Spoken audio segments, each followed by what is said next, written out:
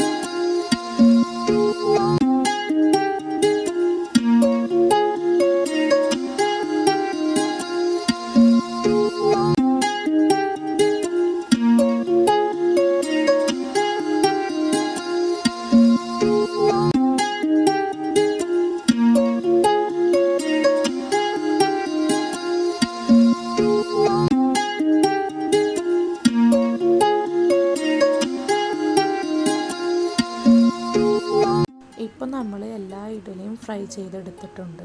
ഇനി നമുക്ക് ആ ഫ്രൈ ചെയ്ത ഇഡ്ഡലി ഒരു ബൗളിലോട്ട് മാറ്റാം. എന്നിട്ട് നമ്മൾ അതിലോട്ട് നമ്മൾ നേരത്തെ മിക്സ് ചെയ്ത് വെച്ച മസാലയില്ലേ, അത് ചേർത്ത് നന്നായി ഒന്ന് മിക്സ് ചെയ്ത് കൊടുക്കുക. ഇപ്പം നമ്മുടെ അടിപൊളി സ്നാക്സ് റെഡി ആയിട്ടുണ്ട്. ഈ സ്നാക്സ് ഉണ്ടല്ലോ, പുറത്ത് ഭയങ്കര ക്രിസ്പിയും ഉള്ളിൽ ഭയങ്കര സോഫ്റ്റുമാണ് കേട്ടോ.